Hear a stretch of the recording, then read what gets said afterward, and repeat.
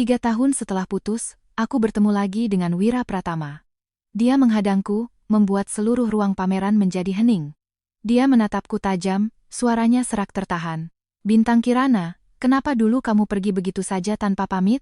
Aku tersenyum, tidak menjelaskan apapun. Aku hanya membuka ponselku, mencari rekaman suara yang telah kusimpan selama 3 tahun.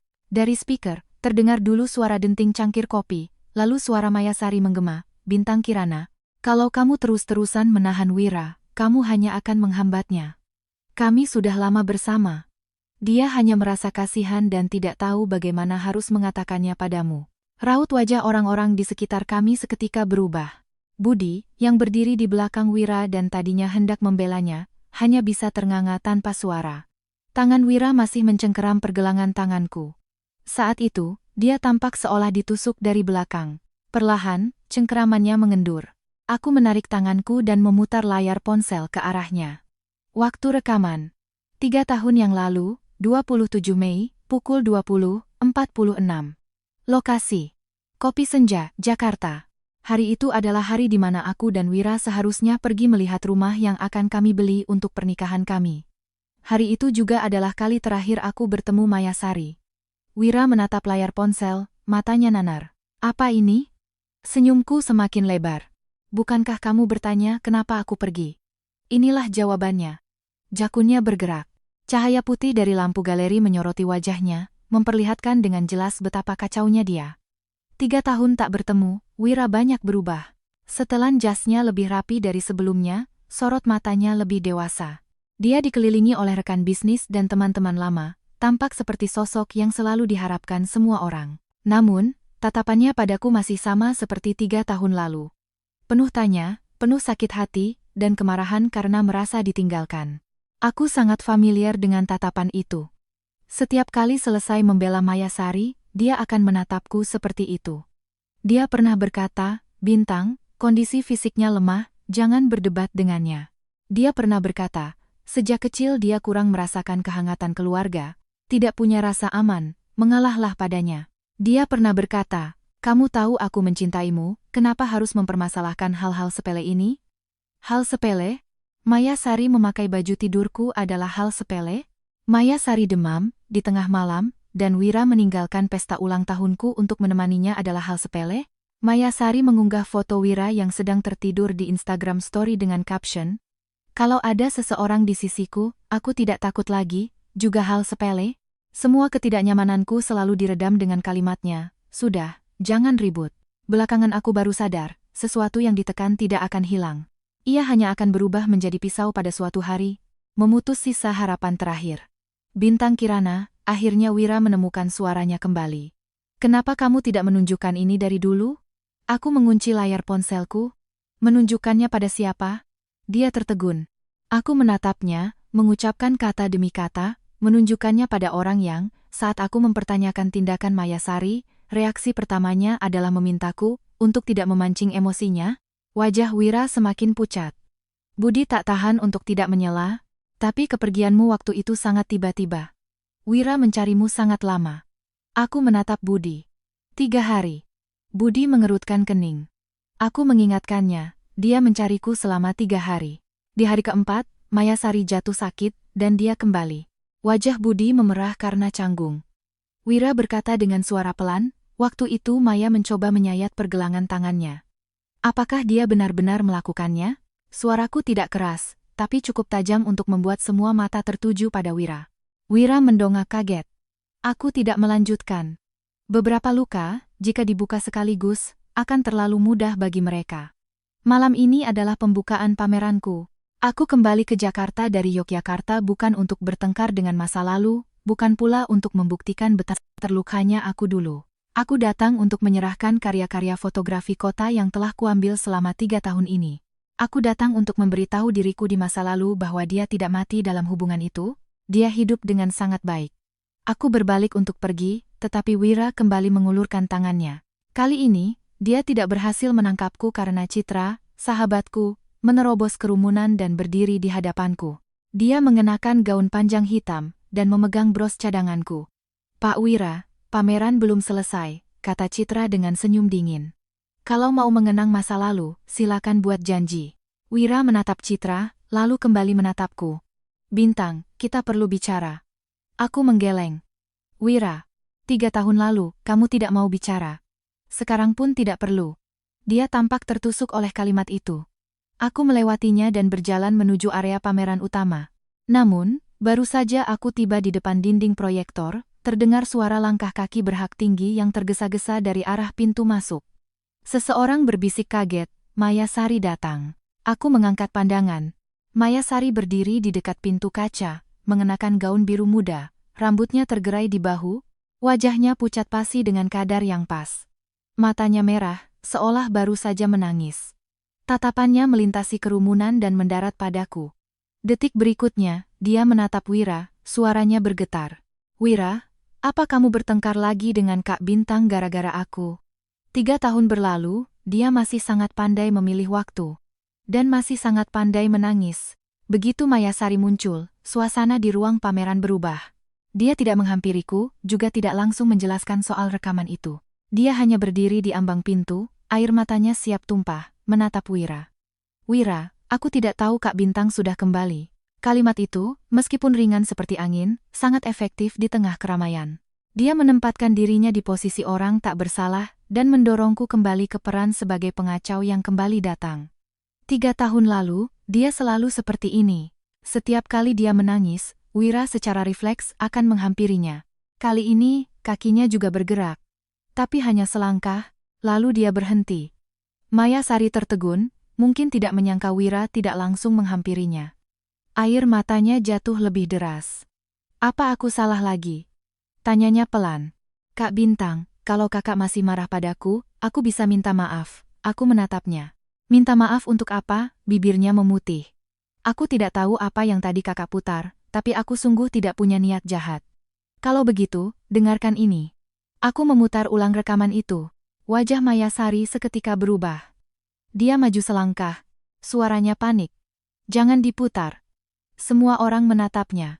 Sadar reaksinya berlebihan, dia segera mundur, memegangi dadanya. Aku hanya merasa, sudah bertahun-tahun berlalu, tidak perlu lagi mengungkit ini untuk menyakiti semua orang. Citra, di sampingku, tertawa sinis. Menyakiti semua orang, atau menyakiti dirimu sendiri? Maya Sari menggigit bibirnya. Wira menatapnya, untuk pertama kalinya tanpa rasa iba, hanya keraguan. Maya, apa rekaman suara itu suaramu? Air mata Maya Sari mengalir deras. Wira, kamu tidak percaya padaku? Lagi-lagi kalimat itu. Dulu, setiap kali dia bertanya seperti itu, Wira akan panik. Dia akan langsung menjelaskan. Bukan aku tidak percaya padamu. Dan fokus pembicaraan akan bergeser dari kebenaran menjadi perasaan sakit hatinya. Tapi kali ini, Wira terdiam lama.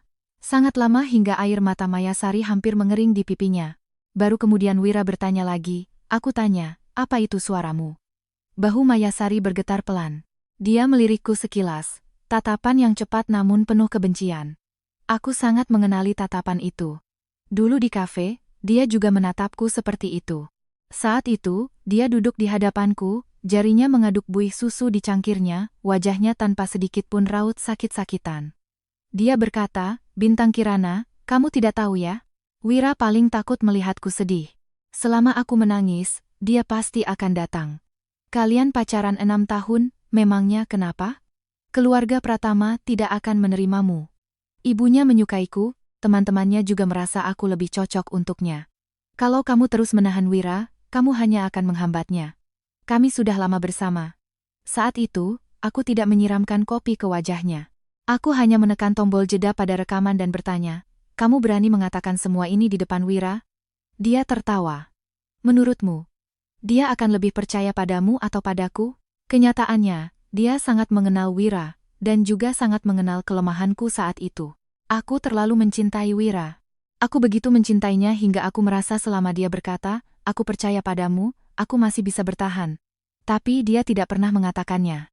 Malam itu, aku menemuinya sambil membawa rekaman itu. Belum sempat aku bicara, telepon dari Maya Sari masuk. Dia menangis, Wira, aku rasanya tidak bisa bernapas. Wira menyambar kunci mobilnya dan bergegas pergi.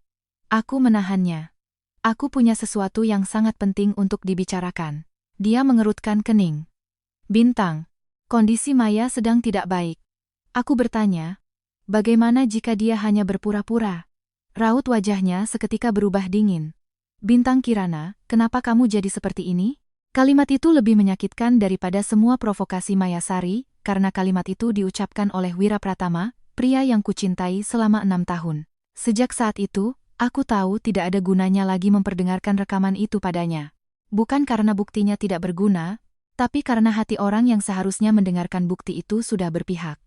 Di ruang pameran, suara Wira menarikku kembali dari kenangan. Maya, jawab.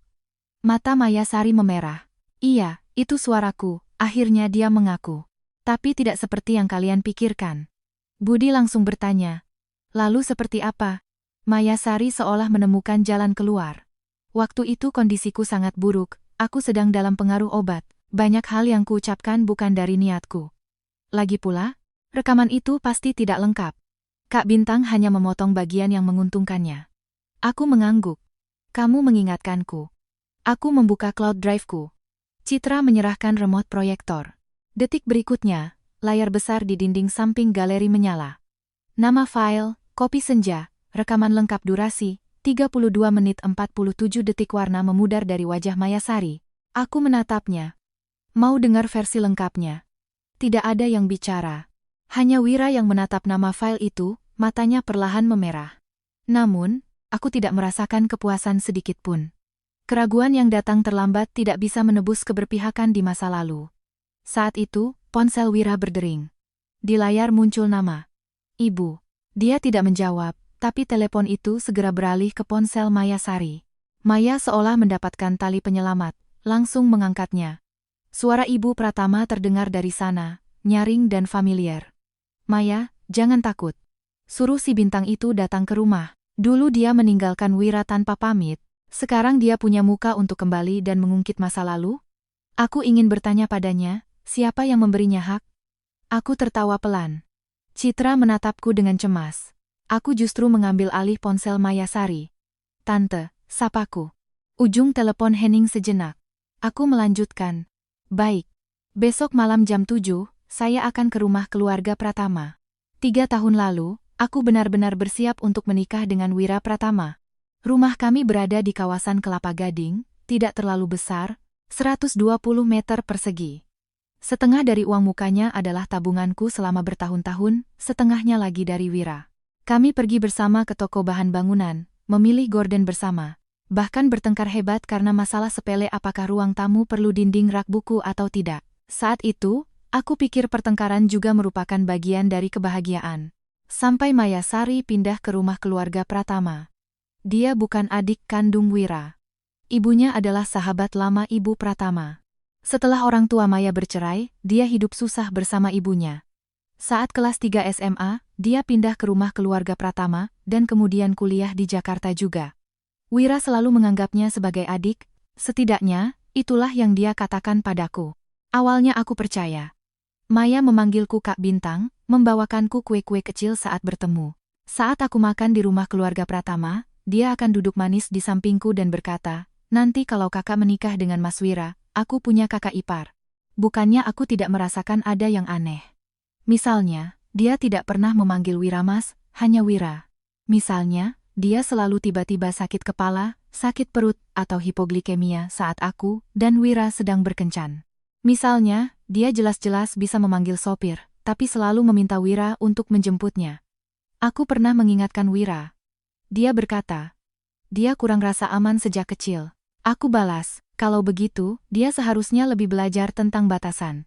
Wira menghela napas. Bintang, kamu lebih dewasa darinya. Jangan terlalu sensitif. Sensitif. Itulah cap pertama yang dia berikan padaku.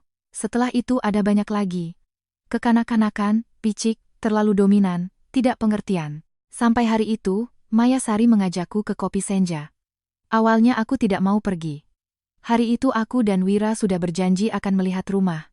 Tapi Maya menangis sesenggukan di telepon. Kak Bintang, ada sesuatu yang ingin kubicarakan tentang Wira.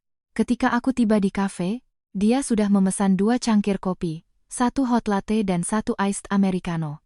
Dia mendorong yang panas ke arahku sambil tersenyum lembut. Kak Bintang, Aku tahu belakangan ini kakak dan Wira sering bertengkar karena aku. Aku tidak meminumnya. Aku hanya meletakkan ponselku terbalik di atas meja, dengan rekaman suara sudah menyala. Itu bukan tindakan spontan. Sehari sebelumnya, Maya mengirimiku pesan. Ada beberapa kebenaran yang mungkin akan kamu sesali setelah mendengarnya. Lalu pesan itu ditariknya kembali.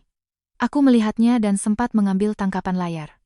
Aku yang bekerja sebagai dokumenter terbiasa menyimpan bukti. Hari itu pun sama. Maya Sari melihatku tidak bicara, senyumnya perlahan memudar. Kamu tahu kenapa Wira tidak pernah mau segera mendaftarkan pernikahan? Aku menatapnya. Dia menunduk mengaduk kopinya. Karena Tante Pratama tidak setuju. Beliau merasa kamu terlalu keras, tidak bisa membantu Wira. Kamu tidak punya latar belakang keluarga yang baik, sifatmu juga tidak menyenangkan. Bersama Wira, kamu hanya akan membuatnya lelah. Itu maksud Tante Pratama? Atau maksudmu? Tanyaku. Maya Sari mengangkat kepalanya. Saat itu, raut wajah manisnya lenyap total. Apa bedanya? Dia bersandar ke belakang, suaranya pelan. Bintang Kirana. Kalau kamu terus-terusan menahan Wira, kamu hanya akan menghambatnya.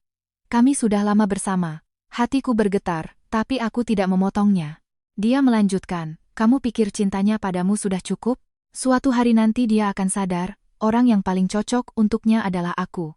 Aku mengerti keluarga Pratama, mengerti ibunya, dan mengerti saat-saat paling rapuhnya. Kamu hanya bisa menuntut batasan darinya, menuntutnya untuk tidak peduli padaku. Dia tersenyum. Lihat saja, pada akhirnya dia selalu memilihku. Jari-jariku, yang memegang cangkir terasa dingin. AC di kafe hari itu sangat dingin, tapi bukan tubuhku yang membeku. Aku bertanya, jadi, kamu memanggilku ke sini hari ini untuk memintaku mundur? Maya Sari mendekat. Memangnya apa lagi? Menunggu Wira sendiri yang bilang tidak menginginkanmu? Aku berdiri. Tiba-tiba dia menarik pergelangan tanganku dan menumpahkan kopinya ke roknya sendiri. Latte panas itu tumpah di rok putihnya. Air matanya langsung keluar. Kak Bintang, jangan begini. Orang-orang di sekitar mulai melihat. Aku menatapnya yang masih mencengkeram tanganku. Ponselku masih merekam. Aku melepaskan jari-jarinya satu persatu. Maya Sari, aktingmu terlalu bagus. Dia menangis. Kamu tidak percaya tidak apa-apa. Wira akan percaya. Dia benar. Ketika Wira tiba di kafe, Maya sedang jongkok di lantai sambil menangis. Seorang pelayan memberinya tisu. Aku berdiri di sampingnya. Pandangan pertama Wira tertuju pada Maya. Pandangan keduanya baru padaku. Bintang Kirana. Kamu memukulnya. Saat itu aku merasa konyol. Kamu pikir aku yang menyiramnya? Wira tidak menjawab, tapi diamnya adalah jawaban. Aku mengeluarkan ponselku. Aku punya rekaman. Maya Sari langsung memegangi dadanya, wajahnya pucat. Wira. Aku tidak bisa bernapas. Wira langsung memapahnya. Aku berdiri diam, melihatnya menggendong Maya Sari dan berjalan keluar. Di ambang pintu, dia menoleh padaku. Bintang, tunggu aku kembali. Kita bicarakan lagi. Aku bertanya, kalau kamu pergi sekarang, kamu tidak takut kita tidak akan punya kesempatan bicara lagi? Jangan mengancamku dengan putus, katanya. Lalu dia pergi. Aku duduk di kafe itu sampai gelap. Rekaman suaraku simpan, tangkapan layar percakapanku simpan, tagihan kafe ku simpan. Lalu aku kembali ke apartemen sewaan kami, melepaskan cincin, dan memasukkan fotokopi kontrak rumah, riwayat rekening bersama, dan bukti pembayaran renovasi yang telah kutalangi ke dalam sebuah map. Pukul 3 pagi, aku membeli tiket kereta ke Yogyakarta. Sebelum pergi, aku mengirim pesan terakhir pada Wira. Kita selesai. Dia tidak membalas. Keesokan paginya, dia membalas dengan satu tanda tanya. Hari ketiga, dia menelepon 17 kali. Hari keempat, Maya Sari mengunggah foto di Instagram Story, sebuah koridor rumah sakit dengan caption, "Terima kasih tidak meninggalkanku." Aku mencabut kartu SIM-ku dan membuangnya ke tempat sampah di bawah indekosku di Jogja. Hari itu aku menangis semalaman. Dan tidak pernah menoleh ke belakang lagi. Sehari sebelum jamuan makan malam keluarga Pratama, Budi mengajakku bertemu. Bintang, bagaimanapun juga kita sudah saling kenal bertahun-tahun. Beberapa hal lebih baik dibicarakan sampai tuntas. Aku tadinya mau menolak, tapi Citra berkata, pergilah. Aku menatapnya. Dia menyodorkan sebuah map ke hadapanku. Kamu bersembunyi 3 tahun bukan karena merasa bersalah, tapi karena malas menjelaskan pada orang yang sudah berpihak, tapi sekarang mereka yang mendatangimu. Kamu tidak bisa terus membiarkan mereka menceritakan versi cerita mereka. Aku membuka map itu. Di dalamnya, Citra telah merapikan kronologi, transkrip rekaman, tangkapan layar, bukti transfer, catatan penerbangan, bahkan tagihan konsultasi psikologis yang kujalani di tahun pertamaku di Jogja. Aku tertawa, menganggapnya berlebihan. Citra berkata, Bintang Kirana, bukti bukan untuk membuat mereka percaya padamu. Bukti itu untuk membuat mereka diam. Aku pun pergi. Lokasinya di sebuah restoran privat di Jakarta. Di dalam ruangan privat itu, duduk 5 atau 6 teman lama. Wira juga ada di sana. Maya Sari duduk di sampingnya, matanya merah seolah baru saja diperlakukan tidak adil. Budi menyambutku, nadanya sedikit canggung. Sudah datang. Aku duduk tanpa menyentuh teh. Seseorang mencoba mencairkan suasana. Sudah 3 tahun berlalu. Hari ini kita bicara baik-baik, jangan bertengkar. Aku tersenyum. Siapa yang mau bicara? Budi melirik Wira. Wira terus menatapku.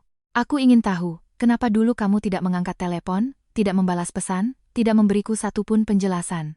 Maya Sari langsung menunduk. Aku tidak melihatnya. Apa kamu pernah bertanya padaku? Wira mengerutkan kening. Aku mencarimu selama 3 hari. Mencariku untuk menanyakan kebenaran, atau untuk memintaku kembali dan meminta maaf pada Maya Sari? Ruangan itu hening. Wajah Wira tampak suram. Aku mengeluarkan ponsel lamaku. Ponsel itu tidak pernah kupakai lagi, tapi selalu kusimpan.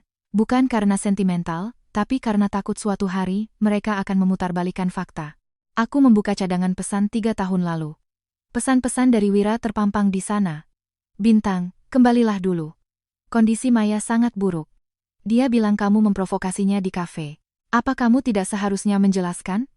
Ibuku juga sangat marah. Jangan membuat situasi semakin sulit. Sebenarnya kamu mau merajuk sampai kapan? Bintang Kirana, apa kamu pikir perlakuan diamu ini ada gunanya?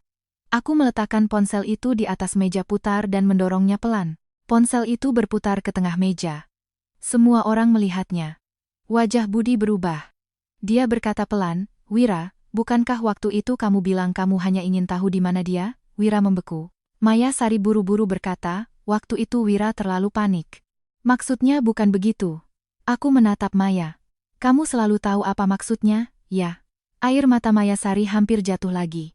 Kak Bintang, aku tahu kakak marah padaku. Tapi waktu itu aku benar-benar sakit parah. Citra membuka pintu dan masuk. Dia tidak duduk, hanya berdiri di belakangku.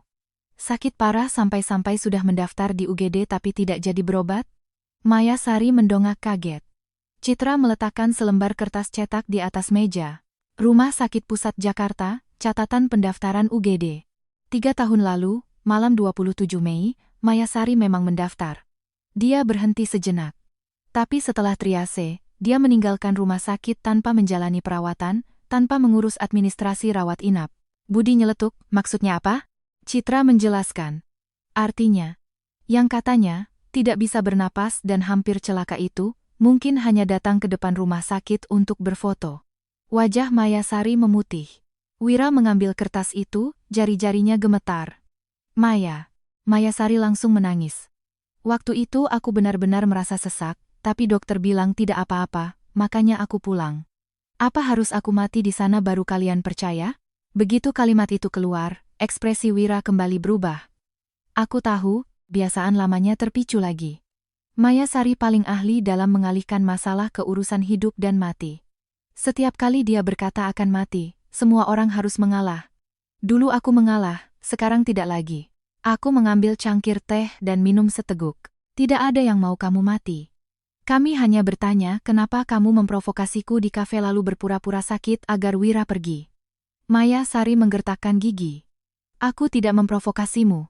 Rekaman bisa dipotong-potong. Aku mengangguk. Kamu benar. Aku membuka laptop dan menyambungkannya ke televisi di ruangan itu. Jadi, hari ini kita dengarkan versi lengkapnya. Maya Sari berdiri, suaranya melengking. Bintang Kirana, apa kamu harus membuat semua orang terlihat buruk seperti ini? Aku menatapnya. Maya, yang membuatmu terlihat buruk bukan rekaman ini, tapi perbuatanmu. Rekaman lengkap mulai diputar. 5 menit pertama, dia masih berpura-pura lemah lembut. Menit ke-6, dia mulai menyebut-nyebut Ibu Pratama. Menit ke-9, dia bilang keluarga Pratama tidak akan menerimaku. Menit ke-12, dia bilang Wira tidak bisa lepas darinya. Di menit ke-15, kalimat intinya kembali terdengar. Bintang Kirana, kalau kamu terusan menahan Wira, kamu hanya akan menghambatnya. Kami sudah lama bersama. Di ruangan itu tidak ada yang menyentuh makanan. Wira memejamkan matanya, seolah akhirnya dipaksa mendengar kebenaran. Aku tidak berhenti. Aku memutarnya sampai menit ke-27. Terdengar suara cangkir beradu. Tangisan Mayasari terdengar. Kak Bintang, jangan begini. Disusul suaraku, kopi ini kamu tumpahkan sendiri. Ponselku sedang merekam. Lalu suara Maya yang merendah. Menurutmu, Wira akan percaya padamu? Setelah layar televisi menjadi hitam, ruangan itu sunyi senyap, hanya suara Aceh yang terdengar. Budi bergumam pelan. Mayasari menggeleng, air matanya jatuh deras. Bukan seperti itu, waktu itu aku terlalu takut. Aku takut kehilangan Wira. Aku berdiri. Kamu takut kehilangan? Jadi kamu boleh merebut? Kamu takut? Jadi kamu boleh berbohong? Kamu menangis, jadi semua orang harus mengelilingimu? Setiap kali aku bertanya. Mayasari mundur selangkah. Wira duduk di sana, matanya merah padam. Dia menatapku, Bintang. Maafkan aku menutup laptop. Maaf ini seharusnya kamu ucapkan 3 tahun lalu. Aku mengambil tasku, bersiap pergi. Wira mengejarku. Besok malam di rumah, apa kamu benar-benar akan datang? Aku berhenti di bawah lampu koridor. Tentu saja. Suaranya serak. Aku akan memberimu penjelasan. Aku menoleh padanya. Tidak perlu, Wira. Aku datang ke rumahmu bukan untuk menunggu penjelasan darimu. Aku datang untuk mengambil kembali kehormatanku. Rumah tua keluarga Pratama masih sama seperti 3 tahun lalu. Pohon osmanthus di halaman masih ada. Pertama kali aku ke sana, Ibu Pratama menggenggam tanganku dan berkata, Bintang, nama yang bagus, terdengar cerah. Belakangan, dengan mulut yang sama dia berkata, nama sebagus apapun tidak ada gunanya. Wanita yang terlalu keras tidak akan membawa ketenangan dalam rumah. Malam ini, dia duduk di kursi utama. Di sampingnya ada Mayasari. Maya berganti pakaian dengan sweater putih, tubuhnya meringkuk di kursi seolah rapuh. Wira duduk di sisi lain. Sejak aku masuk, tatapannya tidak pernah lepas dariku. Aku tidak melihatnya. Aku meletakkan map dokumen di atas meja makan. Ibu Pratama tertawa dingin. Bintang Kirana, sekarang kamu sudah hebat ya. Datang ke rumah kami membawa dokumen untuk menginterogasi kami? Aku menarik kursi dan duduk, bukan menginterogasi, tapi membereskan perhitungan. Raut wajah Ibu Pratama menegang. Dulu kamu pergi tanpa pamit, membuat Wira hampir gila.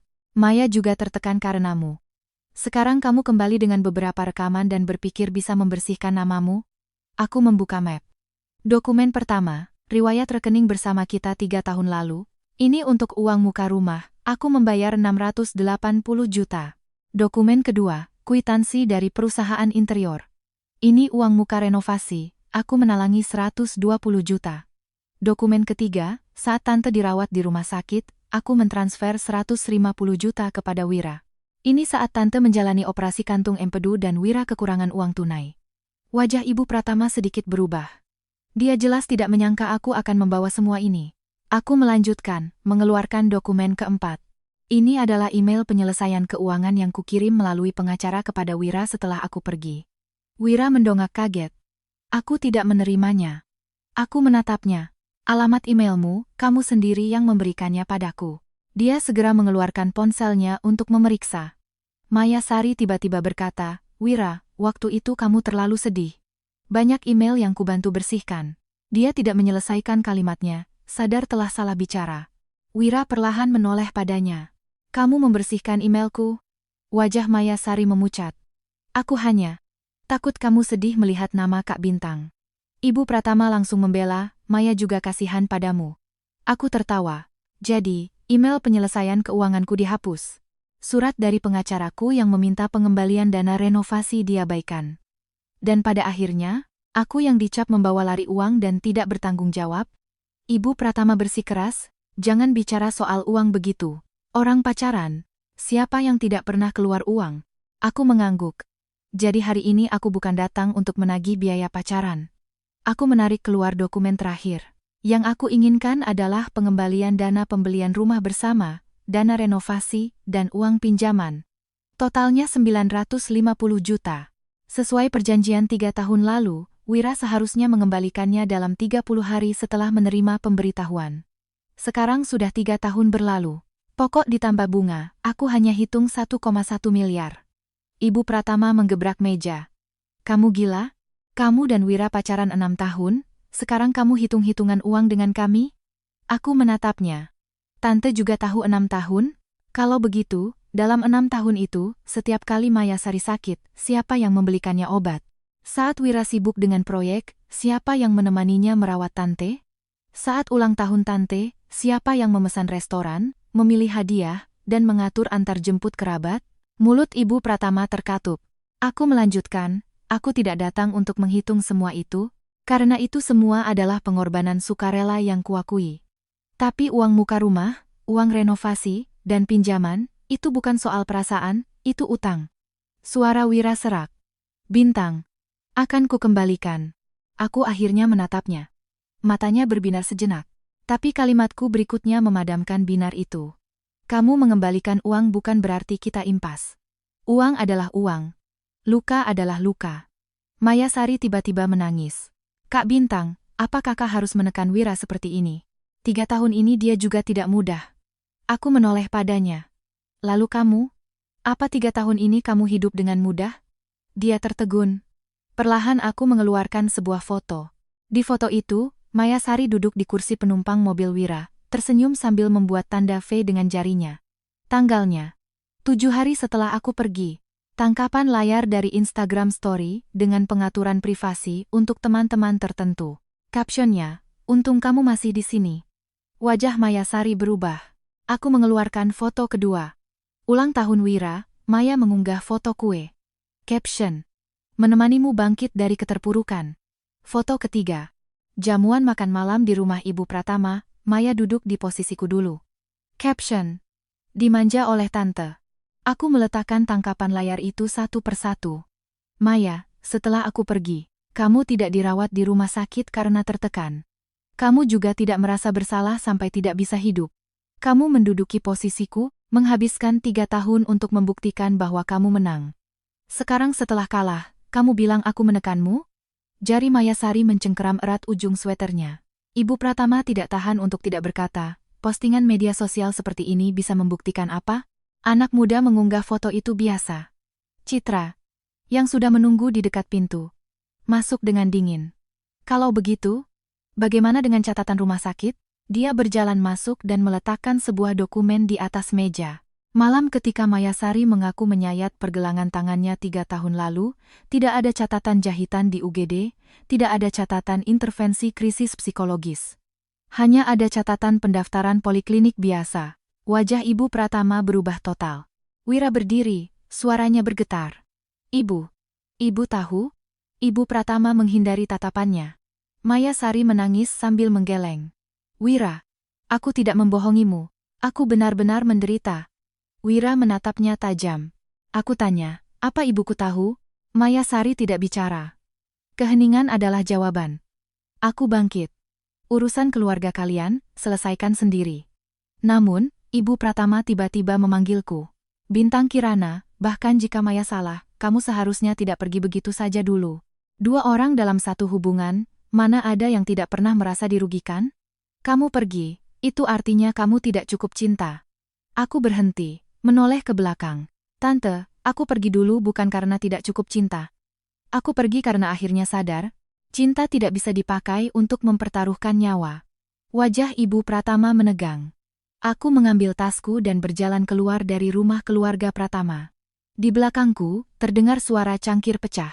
Dan suara Wira yang tertahan hingga ke titik puncak. Maya, selama 3 tahun ini, berapa banyak kebohongan yang telah kau katakan padaku? Malam itu, Wira mulai sering menghubungiku. Pesan pertama adalah tangkapan layar transfer 1,1 miliar. Keterangan. Pelunasan. Aku menerimanya. Setelah menerima, aku membalas 3 kata. Sudah diterima. Dia cepat-cepat mengirim pesan lagi. Bintang, boleh aku menemuimu? Aku tidak membalas. 10 menit kemudian, dia mengirim pesan lagi. Aku sudah memeriksa email. 3 tahun lalu kamu memang mengirim email penyelesaian. Pesan itu terhapus. Maafkan aku. Aku menatap 3 kata itu lama, lalu membalikkan ponselku di atas meja. Citra, yang sedang makan malam di seberangku, mengangkat alisnya. Dia minta maaf lagi? Jawabku. Dia menggigit sedotannya. Maaf yang terlambat 3 tahun itu bahkan lebih buruk dari pesanan makanan online yang terlambat. Kalau makanan terlambat masih bisa dapat refund. Maafnya dia cuma bikin kesal. Aku tertawa karenanya. Tapi setelah tertawa, dadaku masih terasa sesak. Bukan karena masih cinta, tapi karena merasa kasihan pada diriku yang dulu. Aku pernah sangat menunggu permintaan maaf dari Wira. Menunggu dia percaya padaku, menunggunya mengejarku, menunggu dia berkata, "Aku tahu kamu dirugikan." Tapi dia tidak pernah melakukannya. Di tahun pertamaku di Jogja, aku berganti pekerjaan 3 kali. Saat paling sulit, aku tinggal di indekos di lantai 6 sebuah perkampungan padat. Saat musim hujan, dinding berjamur, laptop rusak, dan pembayaran proyek tertunda 2 bulan. Aku demam sampai 39 derajat dan pergi sendiri ke klinik untuk diinfus. Saat jarum infus menembus punggung tanganku, tiba-tiba aku teringat Wira. Teringat bagaimana dulu, dia akan memasukkan tanganku ke dalam saku jaketnya dan berkata, "Bintang, kenapa tanganmu selalu dingin?" Saat itu aku hampir menangis. Tapi aku tidak meneleponnya. Karena aku tahu di ujung telepon sana kemungkinan besar Maya Sari yang akan menjawab. Belakangan, aku mencadangkan rekaman suara itu dan semua tangkapan layar ke cloud drive. Bukan untuk balas dendam, tapi untuk mengingatkan diriku agar tidak menoleh ke belakang. Keesokan paginya, Wira menungguku di lobi hotel. Ketika aku turun, dia berdiri di dekat pintu, matanya sembab seolah tidak tidur semalaman. "Bintang." Aku berhenti 2 meter darinya. "Ada apa?" Dia menyodorkan sebuah kantong kertas. Di dalamnya ada sebuah album foto lama. "Aku menemukan ini di rumah lama kemarin." Aku tidak menerimanya. Itu adalah album foto yang kami buat bersama saat kuliah. Setiap halamannya ada catatan yang kutulis. Suara Wira pelan. "Dulu aku selalu berpikir kamu pergi begitu saja karena kamu sudah tidak menginginkanku lagi." Aku menatapnya. "Berpikir seperti itu lebih mudah untukmu." Wajahnya memucat. Aku berkata, "Dengan menganggapku sebagai penjahat, kamu tidak perlu menghadapi kenyataan bahwa kamu telah melakukan kesalahan." Jari Wira menegang. "Aku tahu." "Kamu tidak tahu." Potongku. "Wira, yang kamu tahu sekarang adalah Maya membohongimu. Tapi kamu belum benar-benar paham, yang menyakitiku 3 tahun lalu bukanlah Maya." Dia membeku. Aku menatapnya lekat, kata demi kata. "Tapi kamu." Matanya langsung memerah. Aku tidak luluh. Apapun yang dikatakan Maya hanyalah faktor eksternal. Yang benar-benar membuatku pergi adalah setiap pilihanmu untuk mempercayainya. Setiap kali kamu memintaku mengalah, setiap kali kamu menyebut keluhanku sebagai masalah sepele. Kamu yang memberikan pisau itu padanya, sehingga dia bisa melukaiku. Wira menunduk dalam-dalam. Lama kemudian dia berkata, "Bisakah aku menebusnya?" Aku tersenyum. "Kamu sudah mengembalikan uangnya." Dia mengangkat kepala, suaranya mendesak. "Yang kau maksud bukan uang, tapi sekarang aku hanya mengakui uang." Kalimat ini sangat dingin, bahkan aku sendiri merasa asing. Tapi inilah hal pertama yang kupelajari selama 3 tahun ini. Pengorbanan harus ada batasnya, perasaan harus punya dasar, dan utang budi, jika bisa diukur, ukurlah, jika tidak, buang saja. Wira masih ingin bicara, tapi telepon dari Citra masuk. Suaranya terdengar panik. "Bintang." Maya Sari menulis unggahan panjang di media sosial. Aku membukanya. Judulnya sangat menusuk. "Beberapa orang pergi selama 3 tahun, tapi kembali hanya untuk menghancurkan hidup orang lain." Fotonya adalah swafoto dengan sweater putihnya, mata merah, bibir pucat, tampak begitu lemah dan sakit. Dalam tulisannya, dia bilang dulu dia salah bicara karena masalah psikologis, tapi Bintang Kirana memotong rekaman untuk kepentingannya sendiri, dan memanfaatkannya untuk mempromosikan pamerannya. Dia bilang Wira selama 3 tahun ini merasa bersalah, tapi Bintang justru mempermalukannya di depan umum saat pembukaan pameran. Dia juga bilang, "Aku akui aku dulu bergantung pada Wira, tapi aku tidak pernah ingin merebut cinta siapapun." Kolom komentar sudah meledak. Ada yang menghujatku licik, ada yang bilang aku menjual cerita lama, bahkan ada yang mencari informasi pameranku dan berkomentar sinis. Sutradara dokumenter memang paling jago memotong-motong adegan. Wira melihatnya, wajahnya berubah. "Aku akan menemuinya." Aku menahan ponselku dan menatapnya. "Tidak perlu. Ini pameranku, Reputasiku. Aku akan menanganinya sendiri. Dia tertegun. Aku berbalik menuju lift. Wira memanggilku dari belakang, Bintang. Aku tidak menoleh. Sebelum masuk lift, aku berkata pada Citra, majukan jadwal forum diskusi. Citra langsung mengerti. Publikasikan kronologinya. Aku melihat pintu lift perlahan tertutup. Dia ingin menyeretku kembali ke 3 tahun lalu. Kalau begitu, akan kuperlihatkan pada semua orang apa yang sebenarnya terjadi 3 tahun lalu. Unggahan panjang Maya Sari membuat namaku masuk trending topik, meski tidak di puncak, tapi cukup untuk membuatku muak. Ada yang bilang aku memanfaatkan drama lama, ada yang bilang aku kembali setelah 3 tahun untuk balas dendam karena tidak bisa move on. Sebuah akun gosip menulis lebih parah. Mantan kembali, menghadapi pacar saat ini dengan rekaman suara. Apakah ini kebenaran atau hasil editan? Pacar saat ini, aku tertawa membaca 2 kata itu. Akhirnya Maya Sari mendapatkan apa yang dia inginkan. 3 tahun lalu, dia ingin mengukuhkan hubungannya dengan Wira. 3 tahun kemudian, dia ingin menggunakan status pacar saat ini untuk menjadikanku sebagai pengganggu. Sayangnya, aku bukan lagi Bintang Kirana yang akan hancur hatinya karena satu kalimat darinya. Forum kedua pameran fotografi kotaku seharusnya bertema memori pribadi dan narasi publik. Aku menambahkan sesi pembuka dadakan. Pihak penyelenggara bertanya apakah aku yakin. Aku jawab, yakin. Pukul 3 sore, ruang forum penuh sesak. Selain penonton, ada juga media. Aku berdiri di atas panggung, di belakangku layar besar menampilkan visual utama pameran. Lampunya sangat terang, lebih terang dari di kafe 3 tahun lalu. Aku mengambil mikrofon. Setelah berbicara tentang pameran, aku berhenti sejenak. Sebelum memulai, saya ingin menanggapi sebuah masalah pribadi. Suara-suara riuh langsung terdengar dari penonton. Aku tidak menghindari sorotan kamera. Tadi malam, seseorang berkata saya menggunakan rekaman yang dipotong untuk menyakitinya. Jadi hari ini, saya akan membuka kronologi lengkapnya. Layar besar berganti. Kolom pertama. 3 tahun lalu, 26 Mei. Tangkapan layar pesan yang ditarik oleh Maya Sari. Ada beberapa kebenaran yang mungkin akan kamu sesali setelah mendengarnya. Kolom kedua. 27 Mei. Tagihan kopi senja. Kolom ketiga. Informasi file rekaman lengkap. Durasi. 32 menit 47 detik. Waktu pembuatan tidak diubah. Kolom keempat. Riwayat pesan Wira malam itu. Kolom kelima. Catatan pendaftaran UGD dan keterangan tidak menjalani perawatan. Kolom keenam. Email penyelesaian keuangan yang saya kirim setelah pergi dan jejak penghapusannya. Penonton hening total. Aku berkata, saya tidak meminta siapapun untuk berpihak. Saya hanya meminta satu hal. Jangan menyebut kepergian seorang wanita sebagai tanpa alasan. Aku memutar potongan rekaman, hanya 3 menit, cukup. Suara Maya Sari, kami sudah lama bersama, kembali bergema di ruangan itu. Diikuti oleh suara drama menumpahkan kopi yang dia rekayasa sendiri. Lalu suaranya yang merendah, menurutmu, Wira akan percaya padamu? Terdengar desahan kaget dari penonton. Aku mematikan audio. Itulah alasan saya pergi. Bukan karena saya pergi tanpa pamit. Tapi karena dalam hubungan itu, saya sudah tidak lagi punya hak untuk dipercaya. Seorang wartawan mengangkat tangan. Mbak Bintang.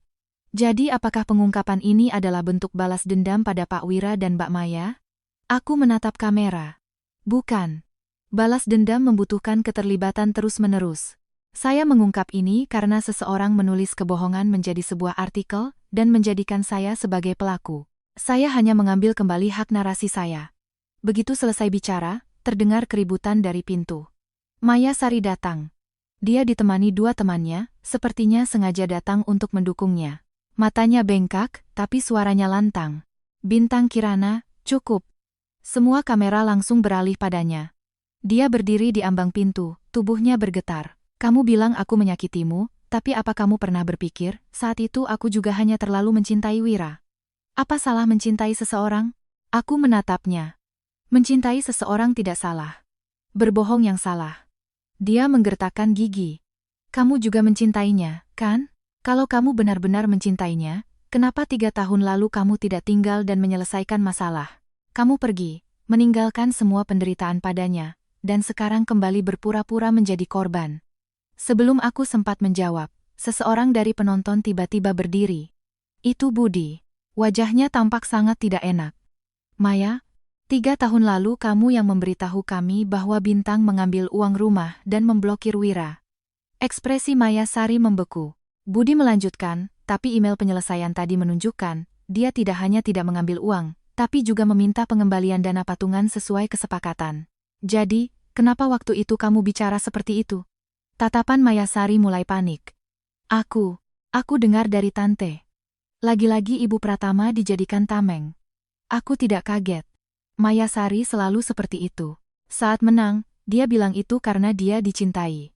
Saat kalah, dia bilang itu karena orang lain yang memberitahunya. Aku menekan remote. Layar besar menampilkan satu lagi tangkapan layar. Itu adalah pesan Maya Sari di grup teman-teman 3 tahun lalu, Kak Bintang jahat banget. Wira sekarang benar-benar hancur. Aku tidak menyalahkannya mengambil uang itu, aku hanya berharap dia tidak menyakiti Wira lagi. Tanggal pengiriman, 31 Mei. Aku menatapnya. Yang katanya kamu dengar itu ternyata kamu sendiri yang menyebarkannya. Wajah Maya Sari pucat pasi. Suara-suara bisikan di antara penonton semakin kencang. Wira, entah sejak kapan, sudah berdiri di dekat pintu. Dia sepertinya sudah mendengar semuanya. Tatapannya pada Maya tidak lagi memiliki perlindungan seperti dulu, hanya keterasingan. Maya Sari juga melihatnya. Dia langsung berlari sambil menangis. Wira, dengarkan penjelasanku. Wira justru mundur selangkah. Langkah yang sangat ringan, tapi bagi Maya, rasanya seperti didorong dari tebing. Aku mematikan layar besar. Moderator forum berbisik padaku, masih mau dilanjutkan? Aku mengangguk. Lanjutkan. Aku berbalik ke arah penonton. Memori pribadi, jika ditutupi oleh kebohongan, akan menjadi luka publik. Jadi hari ini, saya meletakkannya di sini.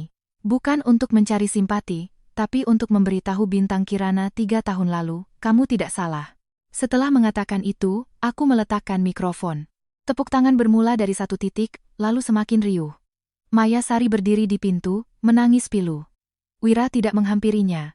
Saat aku turun dari panggung, ponselku bergetar.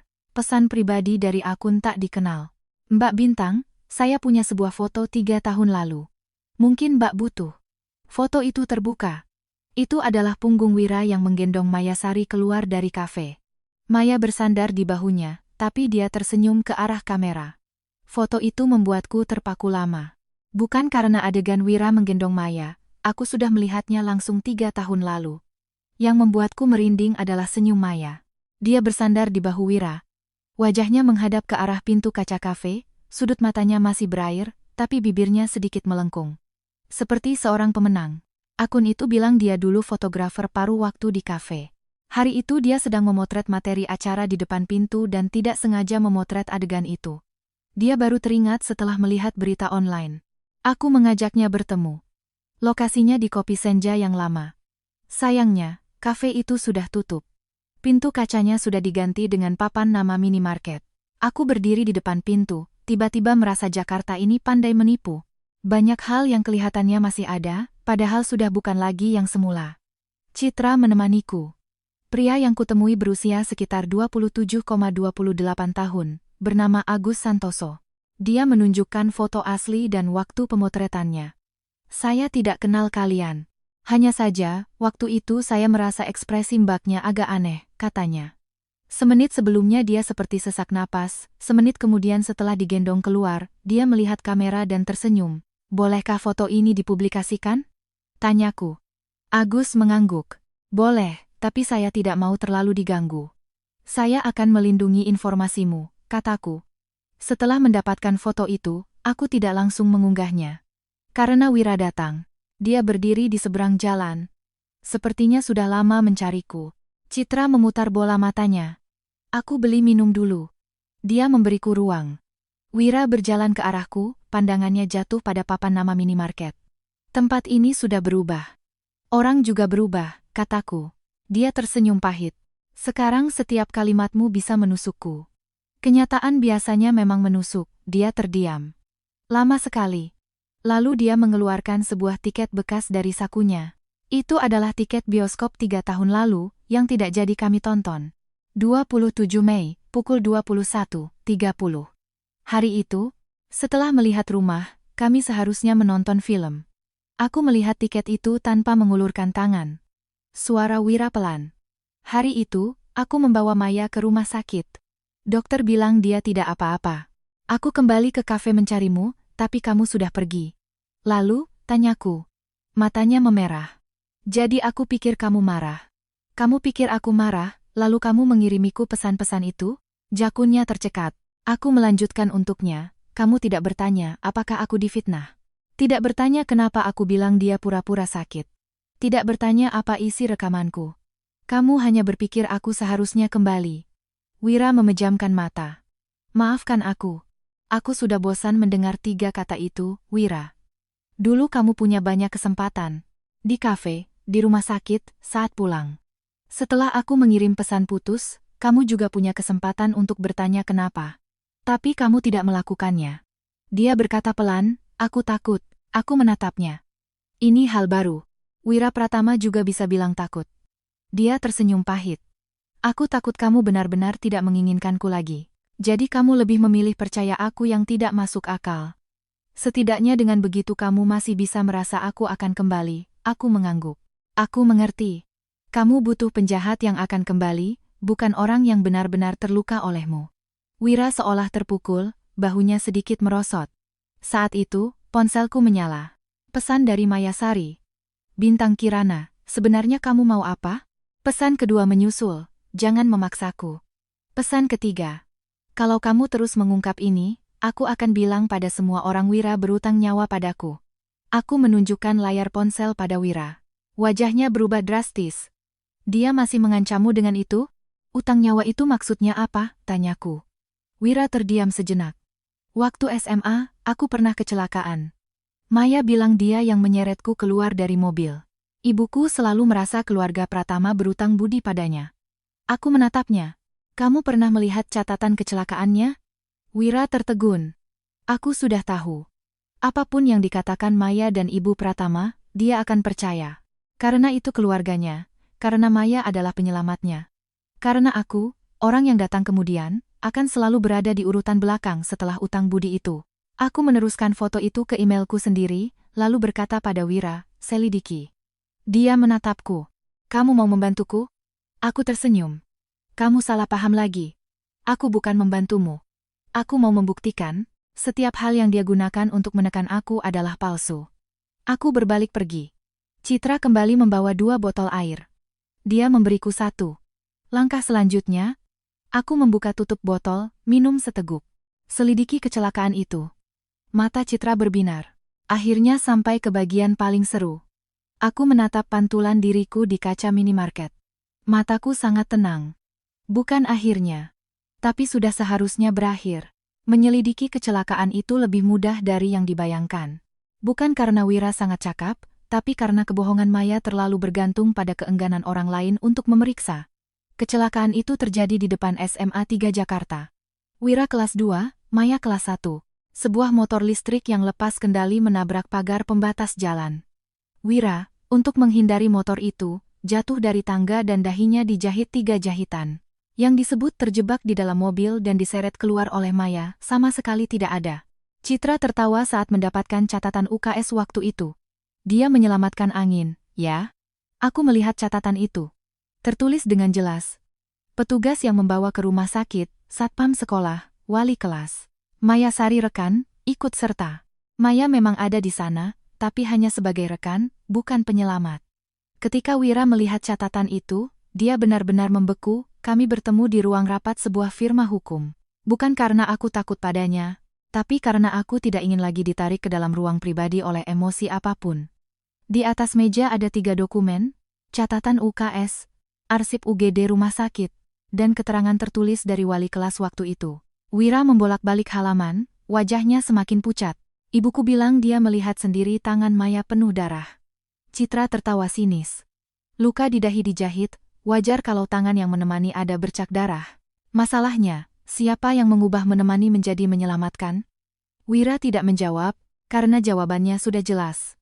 Ibu Pratama, atau Maya Sari, atau keduanya. Pintu ruang rapat didorong terbuka. Ibu Pratama datang. Dia jelas dipanggil oleh Wira. Begitu masuk, dia langsung menatapku, matanya masih penuh kebencian. Bintang Kirana, apa kamu baru puas setelah membuat keluarga Pratama hancur berantakan? Aku berkata dengan tenang, Tante, kalian yang menyeretku masuk. Jika Maya tidak memfitnahku, aku tidak akan menyelidikinya. Ibu Pratama mendengus. Maya masih muda, bicaranya kadang berlebihan. Citra langsung tertawa. 3 tahun lalu 25, sekarang 28. Masih muda? Bayi raksasa, ya? Wajah Ibu Pratama memerah padam. Wira mendorong dokumen ke hadapannya. Bu, sebenarnya bagaimana kejadian kecelakaan itu? Tatapan Ibu Pratama goyah, sudah lama sekali. Aku tanya bagaimana kejadiannya. Suara Wira tertahan. Ini pertama kalinya aku melihatnya seperti ini pada ibunya. 3 tahun lalu, dia selalu berada di antara aku dan ibunya, selalu memintaku mengalah. Dia bilang orang tua sulit diubah.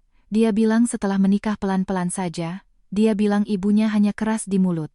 Tapi dia lupa, orang yang keras di mulut juga bisa menyakiti. Ibu Pratama duduk, jari-jarinya mencengkeram erat tasnya. Waktu itu ayahmu baru saja meninggal. Ibu sendirian menanggung keluarga. Ibunya Maya menitipkan anaknya padaku. Maya anak yang penurut, pandai menghibur ibu. Hari kamu kecelakaan, dia memang sangat ketakutan, berlari sambil menangis memanggil orang. Wira menatapnya. Jadi dia tidak menyelamatkanku. Ibu Pratama terdiam. Harapan terakhir di mata Wira hancur. Lalu kenapa ibu selalu bilang dia menyelamatkanku? Tiba-tiba Ibu Pratama meninggikan suaranya. Kalau ibu tidak bilang begitu, apa kamu akan sebaik itu padanya? Ruang rapat hening total. Aku menatap Ibu Pratama, akhirnya mengerti dari mana datangnya kepercayaan diri Mayasari. Bukan dari Wira, tapi dari ibunya. Dia butuh seorang gadis penurut untuk tinggal di rumahnya, mengisi kekosongan setelah suaminya meninggal, dan sekaligus membantunya mengikat erat putranya. Aku terlalu tidak penurut. Aku punya pekerjaan, punya batasan, punya penilaian sendiri. Jadi dia tidak menyukaiku. Mayasari sebaliknya. Dia lemah, bergantung, bisa menangis dan berkata, Tante, aku hanya punya kalian. Ibu Pratama menjadikan ketergantungan ini sebagai sebuah hak. Suara Wira serak. Apa ibu tahu karena masalah ini, aku membuat Bintang sangat menderita? Ibu Pratama melirikku. Bibirnya bergerak. Kalau dia benar-benar mencintaimu, dia seharusnya mengerti. Lagi-lagi kalimat itu. Seolah mencintai seseorang berarti harus memahami semua ketidakadilan. Aku berdiri. Tante, hari ini saya akhirnya memastikan satu hal. Dia menatapku. 3 tahun lalu, keputusan saya untuk pergi adalah benar. Wajah Ibu Pratama memucat. Aku melanjutkan, karena masalahnya bukan hanya Mayasari. Tapi seluruh keluarga Tante terbiasa meminta orang lain mengalah demi emosi kalian. Wira memintaku mengalah pada Maya. Tante memintaku mengalah pada keluarga, Maya memintaku menyerahkan Wira. Tapi saya juga manusia, bukan perabot di rumah kalian yang bisa dipindah-pindah sesuka hati. Mata Wira memerah. Bintang. Aku mengangkat tangan, memotongnya. Jangan panggil aku. Kalian ibu dan anak mau membereskan perhitungan, selesaikan sendiri. Tanggung jawab apa yang harus ditanggung Maya, akan saya proses melalui pengacara. Adapun kita, sudah lama selesai. Aku mengambil dokumen. Ibu Pratama tiba-tiba berkata dengan suara pelan, Bintang Kirana, aku berhenti. Suaranya tidak lagi sekeras tadi. Kalau dulu aku bersikap lebih baik padamu, apa kamu akan tinggal? Aku tidak menoleh. Tidak akan. Karena yang saya inginkan bukan Tante bersikap lebih baik padaku. Yang saya inginkan adalah Wira berdiri di sisiku. Dia tidak melakukannya. Aku berjalan keluar dari firma hukum. Sinar matahari terasa agak menyilaukan. Ponsel berdering. Dari penyelenggara pameran. Mbak Bintang, konferensi pers penutupan jadi ditambah sesi tanya-jawab media? Aku melihat lalu lalang orang di jalanan. Ujung telepon bertanya, temanya masih memori kota? Iya, kataku. Sekalian tambahkan subjudul. Ketika memori pribadi dimanipulasi. Setelah menutup telepon, aku menerima pesan dari Mayasari. Bintang Kirana, kalau kamu berani mengumumkannya, aku akan mati. Aku melihatnya selama 2 detik, meneruskannya ke pengacara, lalu membalas. Perlu saya bantu panggilkan ambulans? Hari konferensi pers penutupan, Mayasari benar-benar datang. Dia mengenakan gaun hitam, tidak lagi berpura-pura sakit, tatapannya tajam, wajahnya muram. Sepertinya dia akhirnya tahu menangis, tidak ada gunanya. Sebelum acara dimulai, pengacaraku mengingatkan, jika dia bertindak ekstrem, jangan hadapi langsung. Aku mengangguk. Citra berdiri di sampingku, berbisik, dia pasti akan membuat keributan hari ini. Biarkan saja, kataku. Beberapa orang tidak akan mengakui kekalahan sampai saat terakhir. Dia akan merobek semua martabatnya, lalu menangis dan berkata orang lain yang memaksanya. Saat sesi tanya-jawab media, Maya Sari tiba-tiba berdiri, saya mau bicara. Semua kamera langsung mengarah padanya. Pembawa acara mencoba mencegah, tapi aku justru mengambil mikrofon dan mempersilakannya bicara. Maya Sari menatapku, tersenyum dingin. Bintang Kirana, kamu selalu bilang aku berbohong. Tapi berani kamu bilang kamu tidak memanfaatkan Wira? Aku menatapnya dengan tenang. Dia melanjutkan. Kamu menemaninya di saat-saat tersulitnya. Bukankah itu karena kamu ingin menikah dengan keluarga Pratama? Kamu mentransfer uang untuk ibunya, bukankah itu untuk cari muka? Kamu merekam suara, menyimpan bukti, kamu sudah menghitung semuanya dari awal. Suara-suara riuh kembali terdengar. Aku tidak buru-buru membantah. Maya Sari, melihatku diam, merasa di atas angin. Dia beralih ke kamera. Air matanya akhirnya keluar lagi. Saya akui saya mencintai Wira, tapi apa salah saya? Saya menemaninya melewati masa-masa tersulit, saya pernah menyelamatkannya, saya lebih mengerti dia daripada siapapun. Bintang Kirana pergi selama 3 tahun, sekarang kembali untuk menghancurkan kami hanya karena dia tidak terima. Dia mengatakannya dengan penuh emosi, seolah akhirnya mengeluarkan semua isi hatinya. Aku mendengarkannya sampai selesai, lalu bertanya, sudah selesai bicaranya? Maya Sari membeku. Aku menekan remote. Layar besar menyala. Bagian pertama. Akhir dari rekaman lengkap. Suara Maya Sari terdengar jelas, menurutmu, Wira akan percaya padamu? Bagian kedua. Pesannya di grup teman-teman. Kak Bintang mengambil uangnya, Wira hampir tidak kuat lagi. Bagian ketiga. Catatan rumah sakit. Bagian keempat. Arsip kecelakaan. Bagian kelima. Pesan ancamannya kemarin, kalau kamu berani mengumumkannya, aku akan mati. Suasana menjadi heboh.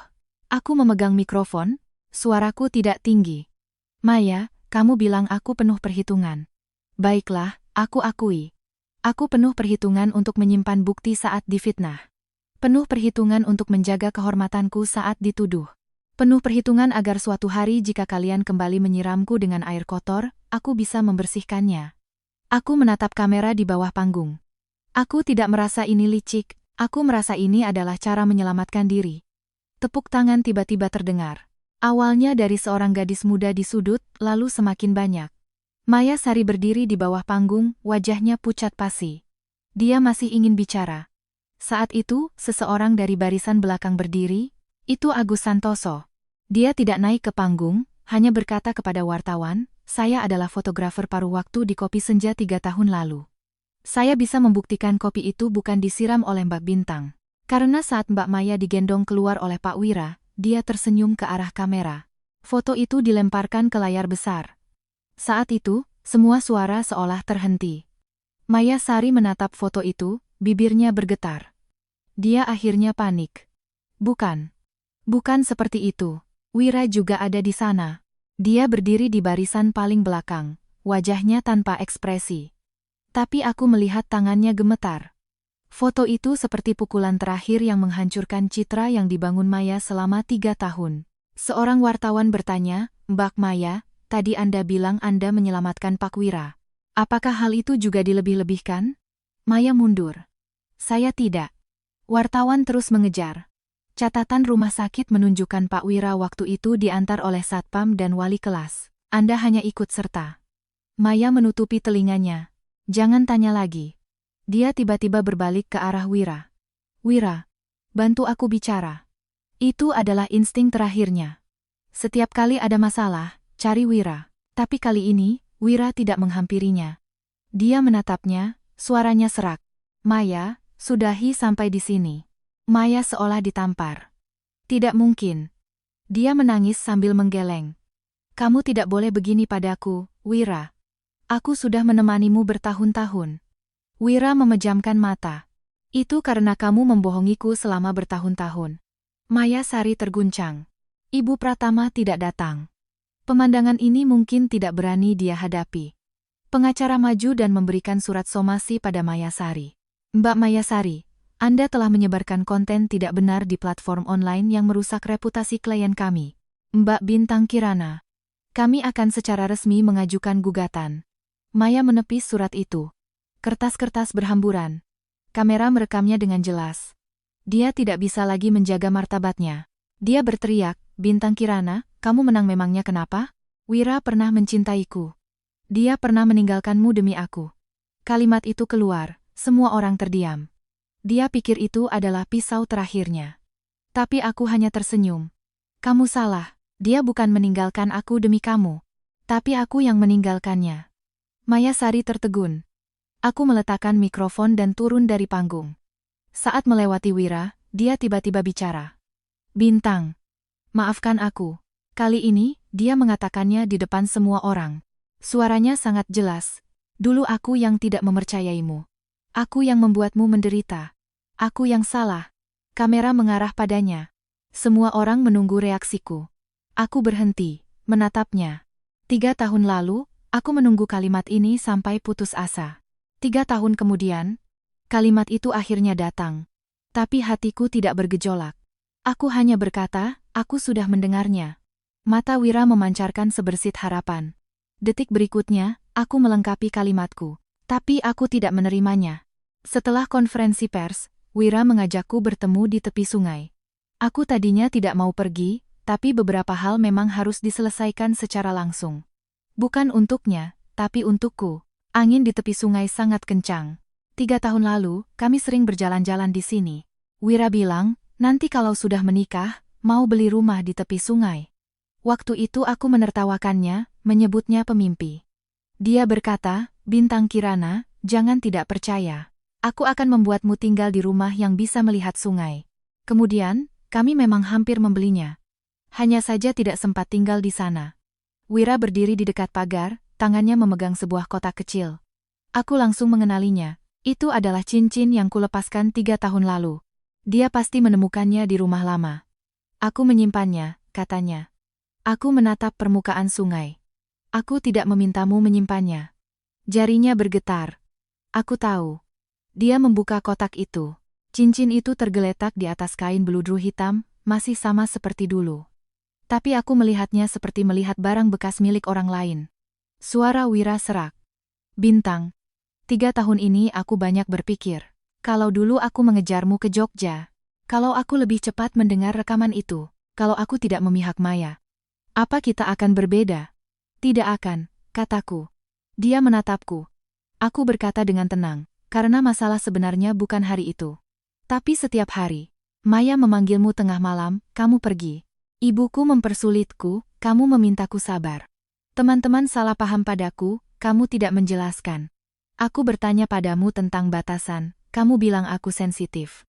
Wira, kita tidak hancur tiba-tiba. Kita sampai di titik akhir setelah pilihanmu yang berulang-ulang. Matanya memerah. Waktu itu aku benar-benar berpikir aku bisa menyeimbangkan semuanya. Aku tahu kamu berpikir begitu, aku mengangguk. Jadi kamu menempatkanku di posisi yang paling mudah untuk dikorbankan. Dia tidak bisa berkata-kata lagi. Aku mengeluarkan sebuah dokumen dari tasku. Surat konfirmasi penyelesaian keuangan bersama. Uangnya sudah kuterima. Setelah ditandatangani, semua urusan material kita juga selesai. Wira menatap dokumen itu. Dia tersenyum pahit. Kamu bahkan sudah menyiapkan ini. Aku tidak suka menunda-nunda. Dia mengambil pulpen untuk menandatangani. Wira. Dia mengangkat kepala. Apa kamu benar-benar tidak memberiku kesempatan lagi? Aku menatapnya. Wira, sampai sekarang kamu masih bertanya tentang kesempatan. Tapi apa kamu pernah berpikir, 3 tahun lalu, berapa banyak kesempatan yang telah kuberikan padamu? Tangan yang memegang pulpen itu membeku. Aku berkata pelan, aku tidak tiba-tiba menjadi dingin. Aku hanya pernah terlalu panas, sampai terbakar habis. Dia menunduk dan menandatangani dokumen itu. Ujung pulpen menggores kertas, suaranya pelan, tapi seperti sebuah penutupan yang terlambat. Setelah selesai, dia mendorong cincin itu ke arahku. Ini ambillah. Aku tidak menerimanya. Urus saja. Bagiku itu sudah tidak ada artinya. Air mata akhirnya jatuh dari mata Wira. Aku tidak menghiburnya. 3 tahun lalu, air mataku tidak ada yang menyeka. 3 tahun kemudian, aku juga tidak perlu menyeka air matanya. Saat meninggalkan tepi sungai, Wira mengikutiku dari belakang. Bintang. Aku berhenti. Dia bertanya, nanti kamu masih akan kembali ke Jakarta? Aku berpikir sejenak. Kalau ada pekerjaan, mungkin. Ada sedikit cahaya di matanya. Aku menambahkan. Tapi bukan untukmu. Cahaya itu padam. Aku berjalan menuju pinggir jalan. Citra datang menjemputku dengan mobil. Setelah naik, dia melirik kaca spion. Dia masih berdiri di sana. Aku memasang sabuk pengaman. Nanti juga akan pergi. Lalu kamu? Tanya Citra. Aku menatap lampu-lampu yang bergerak mundur di luar jendela. Aku sudah lama pergi. 2 hari kemudian, pengacara memberi kabar. Maya Sari menghapus unggahan panjangnya, tapi menolak meminta maaf secara terbuka. Dia bilang dia juga korban. Citra marah dan ingin mendatangi rumahnya. Aku menahannya. Tidak perlu terburu-buru. Kalau dia mau menghabiskan martabatnya sampai ke pengadilan, biarkan saja. Sementara itu, Wira mengirim pesan panjang terakhir. Dia bilang sudah pindah dari rumah orang tuanya. Dia bilang akan memutus semua kontak dengan Maya Sari. Dia bilang akan membujuk ibunya untuk menjalani konseling psikologis. Dia bilang tidak meminta aku kembali, hanya berharap aku baik-baik saja di masa depan. Aku membacanya, lalu membalas, semoga kamu juga baik-baik saja. Kemudian aku memblokirnya. Bukan karena marah, tapi karena ini adalah akhir. 3 hari kemudian, aku menerima undangan dari sebuah institusi seni di Bali. Mereka ingin aku mengerjakan proyek baru tentang memori perempuan urban. Proyeknya berdurasi 1 tahun, lokasinya di tepi laut. Citra bertanya apakah aku mau menerimanya. Aku melihat proposal di email. Baris pertama tertulis. Mendokumentasikan bagaimana perempuan menamai kembali diri mereka setelah keluar dari hubungan lama. Aku tersenyum. Ambil. Permintaan maaf Maya Sari akhirnya diunggah sebulan kemudian. Bukan karena kesadaran, tapi karena somasi, rantai bukti, dan sanksi dari platform media sosial menekannya bersamaan. Dia terpaksa mengunggahnya. Teks permintaan maafnya singkat. Mengakui bahwa 3 tahun lalu dia mengucapkan kata-kata yang tidak pantas padaku, mengakui unggahan panjangnya mengandung narasi yang tidak sesuai fakta, dan mengakui telah merusak reputasiku. Dia tidak menyebut Wira. Juga tidak menyebut kalimat kami sudah lama bersama. Tapi itu sudah cukup. Karena yang kuinginkan bukanlah pertobatannya. Yang kuinginkan adalah fakta dilihat oleh semua orang. Budi pernah meneleponku sekali. Bintang, maafkan aku. Dulu aku ikut-ikutan salah paham padamu. Aku sedang membereskan barang, ponselku dalam mode speaker. Aku melipat syal musim dingin ke dalam koper, nadaku tenang. Dia mungkin tidak menyangka reaksiku begitu datar. Dia menambahkan, dulu kamu baik sekali pada semua orang, tapi kami malah. Aku memotongnya. Budi, tidak perlu terlalu menyalahkan diri. Kalian hanya memilih untuk percaya pada orang yang lebih ingin kalian percayai. Ujung telepon hening lama. Lalu, kita nanti masih bisa jadi teman? Aku menatap album foto lama di dalam koper. Album itu diberikan Wira melalui Citra. Aku tidak membukanya, juga tidak menyimpannya. Aku memasukkannya ke dalam kotak kardus di samping, bersiap mengirimkannya kembali pada Wira. Tidak lagi, kataku. Tapi juga tidak membenci. Ini jujur. Membenci seseorang butuh investasi emosi yang berkelanjutan. Aku sudah tidak ingin lagi menghabiskan energi untuk mereka. Wira tidak pernah mencariku lagi. Sesekali aku mendengar kabar darinya dari teman-teman bersama. Dia keluar dari perusahaan keluarga yang sahamnya dimiliki bersama ibunya, dan memfokuskan kembali pekerjaannya di firma arsitektur. Maya Sari, setelah pindah dari rumah Pratama, mencoba menemui ibu Pratama sambil menangis, tapi tidak ditemui. Kudengar ibu Pratama jatuh sakit, dan kudengar Wira menemaninya melakukan konseling. Semua itu tidak ada hubungannya denganku. Aku hanya mengarsipkan pemberitahuan penyelesaian kasus dari pengacara, lalu mematikan ponsel lama. Sebelum ponsel lama itu mati, layarnya berkedip. Di dalamnya masih banyak hal dari 3 tahun lalu. Pesan suara Wira, rekaman Maya, SMS Ibu Pratama. Dulu aku pikir selama bukti-bukti ini masih ada, aku bisa membuktikan diriku tidak salah. Sekarang aku akhirnya mengerti, bukti bisa mengembalikan kehormatanku. Tapi yang benar-benar membebaskanku adalah, ketika aku tidak lagi butuh kepercayaan dari mereka. Hari aku meninggalkan Jakarta, Citra mengantarku ke stasiun kereta. Dia memelukku, matanya sedikit merah. Kali ini pergi bukan karena kabur, kan? Aku tersenyum, bukan. 3 tahun lalu aku meninggalkan Jakarta untuk bertahan hidup. Kali ini, untuk pergi ke tempat yang lebih besar. Saat kereta cepat memasuki stasiun, angin berembus dari ujung peron. Aku menarik koperku maju. Ponselku bergetar. Sebuah pesan dari nomor tak dikenal. Bintang, jika suatu hari kamu mau mengenalku kembali, aku masih di sini. Tidak ada nama, tapi aku tahu itu Wira. Aku berdiri di depan gerbang tiket, melihatnya selama 2 detik, lalu menghapus dan memblokir nomor itu. Gerakannya sangat ringan. Tidak ada rasa puas karena balas dendam, juga tidak ada sakit hati. Hanya ada keheningan yang sangat bersih. Tiba di Bali sudah senja. Galeri untuk proyek baru masih dalam proses penataan. Aku membuka pintu, mencium bau campuran papan kayu dan cat. Seorang staf bertanya, "Mbak Bintang, foto seri pertama mau diletakkan di mana?" Aku melihat ke dinding putih di tengah, tempat cahayanya paling bagus. "Letakkan di sini." Tema fotonya berjudul Setelah Pergi. Foto pertama. Seorang wanita berdiri di depan pintu rumah lamanya, memegang koper. Foto kedua. Dia berjalan melewati jembatan penyeberangan di malam hujan. Foto ketiga. Dia duduk di bus pagi hari. Wajahnya lelah tapi juga bercahaya. Staf itu melihatnya lama.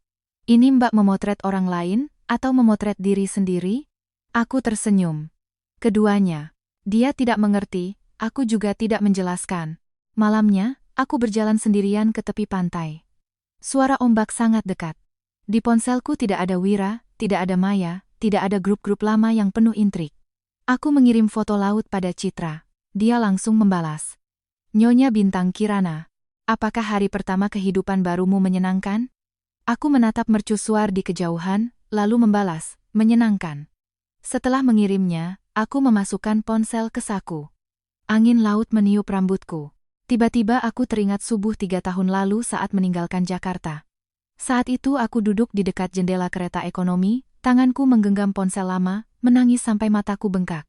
Aku pikir aku telah kehilangan 6 tahun, aku pikir setelah dikhianati, digantikan, dan disalahpahami, aku tidak akan pernah utuh lagi. Tapi belakangan aku baru tahu, seseorang menjadi utuh bukan karena dicintai. Tapi karena akhirnya berhasil mengembalikan dirinya sendiri, pada dirinya sendiri. Wira pernah bertanya, kenapa dulu aku pergi tanpa pamit. Sekarang aku punya jawaban yang lebih akurat. Bukan karena Mayasari bilang mereka sudah lama bersama. Bukan karena ibunya tidak menyukaiku. Dan bukan juga karena aku tidak cukup cinta.